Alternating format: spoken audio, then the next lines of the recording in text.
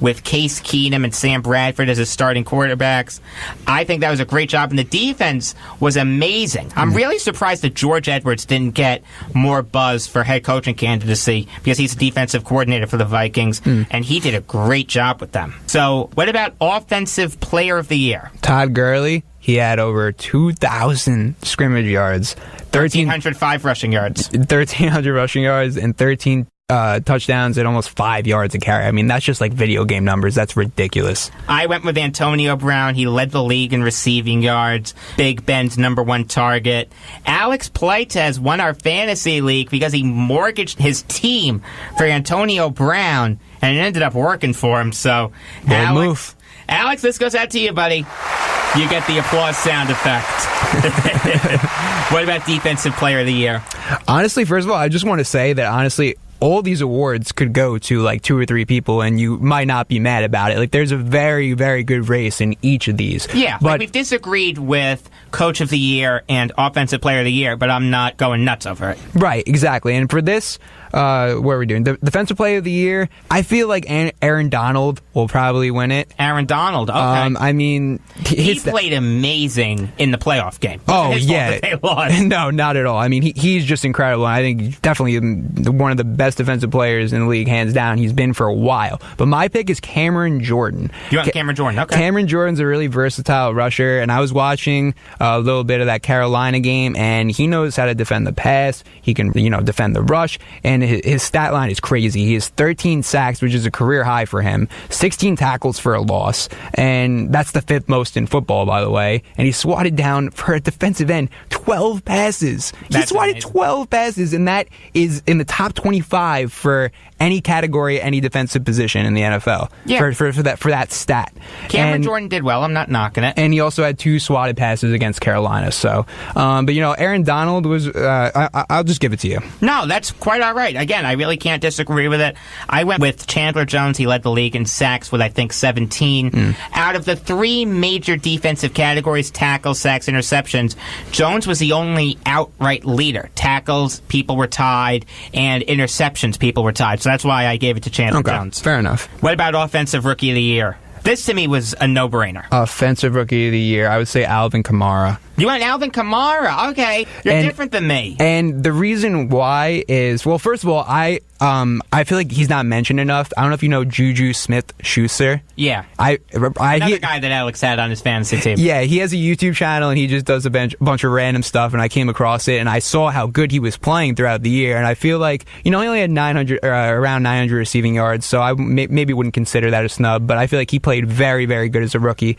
And for Alvin Kamara, he had 6 yards per carry, which is ridiculous. 1,500 scrimmage yards, 11 TDs, and he got a late start to the year, and he was also, splitting carries with Mark Ingram. So putting that all together, I mean, that's hard to beat. But, I would give him the edge for this over Kareem Hunt just because he was struggling, and maybe an honorable mention to Evan Ingram. Okay. All right. I went with Kareem Hunt to lead the league in rushing yards in your rookie season. I don't know if that's ever been done before. Can you check to see if anyone has ever led the NFL in rushing yards in their rookie season? Sure. I'm trying to think off the top of my head, and I don't think anyone did. Kareem Hunt had an absolutely amazing year. 3rd-round pick out of Toledo, was a huge part of Kansas City's success, and the reason why they lost on Saturday to the Titans is because Hunt was so underused. I mean, it was a joke. 5 carries with the lead rusher in the NFL, it makes no sense. It's like, the play with the Patriots and the Seahawks a couple of years ago. It's like, why? Like, what are you doing? Yeah, so while you're looking that up, I'll get my pick for Defensive Rookie of the Year. I went with Marshawn Lattimore.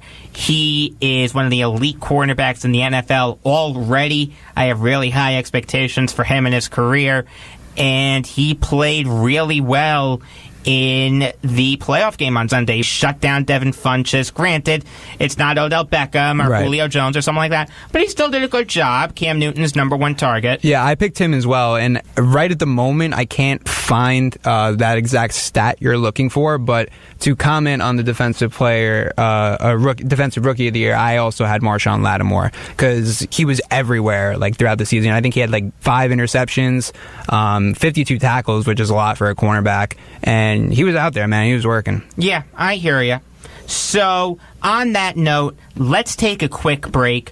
Don't go anywhere, because we will have an exclusive interview with Brian Murphy coming up next. He's the author of 100 Things Minnesota Fans Should Know and Do Before They Die. It's coming up next on Beyond the Game on the Voice of Nassau Community College, 90.3 WHPC. Okay, so Sarah, I'm dropping you off at Emily's? Yep. And Josh, you're going to? Soccer, Dad. Soccer practice. Right. Oh, by the way, I just wanted to let you know when I pick you both up, I'll be wearing my short shorts. What? No! Yep, and my dorky dad hat, and I'm going to do my dad dance for all your friends. They'll love it! Seriously? Why? Because I like my short shorts. Of course, I could be talked out of it if you guys would just buckle up your seatbelts without giving me a hard time. It's important to get your kids to buckle up for safety, no matter what it takes. And sometimes, all it takes is your parental powers of persuasion. Okay, we're buckling up. See, all buckled. Good choice. I'll just have to do my dad dance at dinner time. What? No! Do what you have to make sure your kids are wearing their seatbelts, even on short drives. Never give up until they buckle up. A message from the National Highway Traffic Safety Administration and the Ad Council. Visit safercar.gov/kidsbuckleup for more information. Yeah. Hey, check it out. I'm gonna need you to turn up your volume. No, I'm supposed to say that. Come on. Hey, look, check it out. It's your guy, DJ Steph, the saucy man himself. Tune into It's Saucy, where I play nothing but hip-hop and reggae music. 1, 2, 3, hit me! Wednesday nights at 10 p.m. on the Voice of Nassau Community College on 90.3 WHPC. Listen! Hey everybody, this is Josh Groban. After so many years on the stage, one of my favorite things about music is its ability to inspire and nourish the soul. That's why I'm proud to work with Feeding America, an organization that inspires hope for families in need and helps nourish the 16 million kids in this country struggling with hunger. Every year, billions of pounds of excess food go to waste, while 1 in 5 children may be left not knowing where their next meal is coming from, or if it's even coming at all. Thankfully, the Feeding America nationwide network of food banks collects surplus food and helps deliver it to kids in need across the country. But they can't do it alone. Join me in supporting Feeding America and your local food bank at feedingamerica.org. Together, we can solve hunger. Together, we're Feeding America. Brought to you by Feeding America and the Ad Council.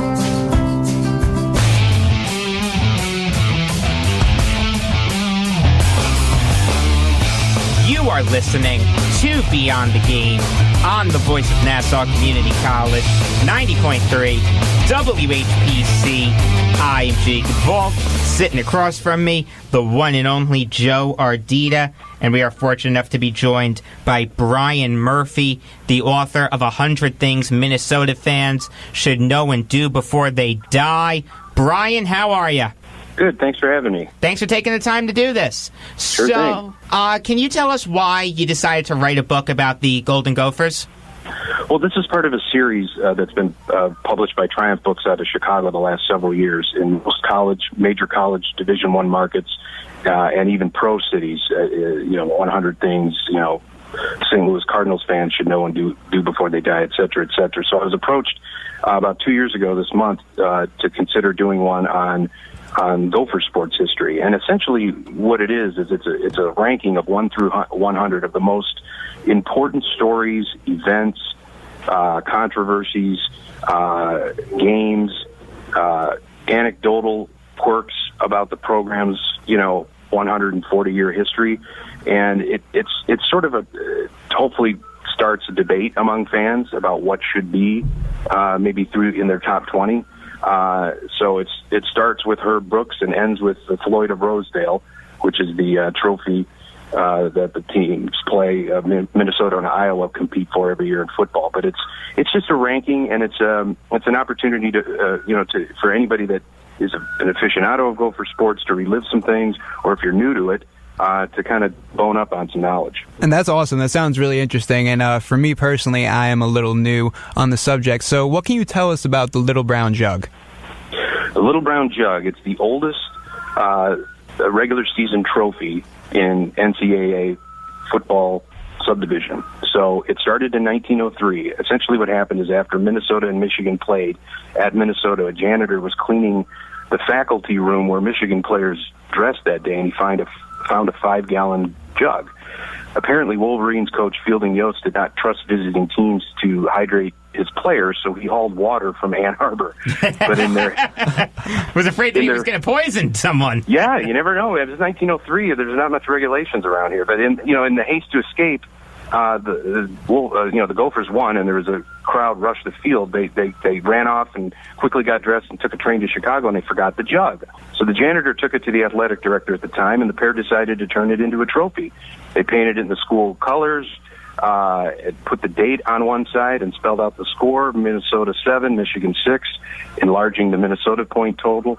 And it became an artifact that was exchanged between the teams based on who they won, and it's practically stayed in Ann Arbor. Michigan's won 55 of the last 67 games in the series, including 23 of the last 25. So obviously Michigan has dominated the series and has held the Little Brown Jug. But the NCAA has 75 regular season trophy games. They have Michigan and Minnesota to thank for that tradition. Talking to Brian Murphy, the author of 100 Things Minnesota Fans Should Know and Do Before They Die. So can you lay out for us the career of Bronco Nagurski? It might be one of the greatest football names in the history of football, is it not? Of course it is. I mean, he was a pioneering two-way player at Minnesota. People, the college football's best defensive player wins the Bronco Nagurski trophy. Nobody in football had seen anything like Nagurski when he arrived in 1927. He was 6'2", weighed 225 pounds, was raised on a farm. He was like an unyoked ox. During a time when few players were ever 6 feet or 200 pounds, he wore a size 8 helmet, and no player in the history of football has ever been fitted for a larger NFL championship ring than Nagurski's size 19 and a half. He's the only, in 1929, he was the only consensus All-American to earn the honor at two different positions in the same year. He played offense and defense. He was a running back and a defensive end. Minnesota won 18 of 24 games during his 3-year career, and none of their 4 losses was by more than 2 points. But he eventually played with Red Grange and the Chicago Bears. Became a professional wrestler for a time after World War II. But he came back home in the 1950s and opened a gas station in town, and he used his muscle to maintain a loyal customer base. It wasn't the friendly service or the cheap gas that kept him coming back. It was the fact that it was Bronco Nagurski. No, it was the fact that he screwed his customers' gas caps on so tight after Phillips they had no choice but to drive back because he was the only one strong enough to open them. I'm glad I have the automatic gas thing opener on my car. Yeah, technology has helped. And I gotta tell you, I would love to meet this guy because he sounds like a beast. But switching over to baseball here, given the success of this man with the Minnesota Twins this year managing, would you be able to describe to us the career of Paul Molitor? Well, he came in as a freshman, and he grew up in St. Paul locally and went to the University of Minnesota in 1974. He decided not to sign originally with the St. Louis Cardinals and he stayed at home and became a first-team All-American in 1976 and 77, and reached the College World Series. He set school records in runs, triples, hits, home runs, total bases, RBI, and stolen bases. Those records still stand. He was crafty and fearless on the base stats. He was nicknamed the Igniter, and that nickname would carry into the big leagues. Of course, he debuted with the Milwaukee Brewers in 78, played 15 seasons in Milwaukee, set a World Series record in 1982 with 5 hits in Game 1. In 1993, eventually signed with the Toronto Blue Jays as a designated hitter and was World Series Most Valuable Player in helping Toronto secure its second straight title. In 96, toward the end of his career, he returned to Minnesota and signed with the Twins, and the 7-time All-Star finished his career and earned his 3,000th hit while with the Twins. This is something that makes him so unique. He's one of only 6 players to amass 3,000 hits and 500 stolen bases, and that includes Lou Brock, Ty Cobb, Eddie Collins, Honus Wagner, and Rickey Henderson. He was elected to the Hall of Fame in 2001, and as you mentioned, has come full circle and was hired as Twins manager in 2014. Talking to Brian Murphy, the author of 100 Things Minnesota Fans Should Know and Do Before They Die. So what can you tell us about the former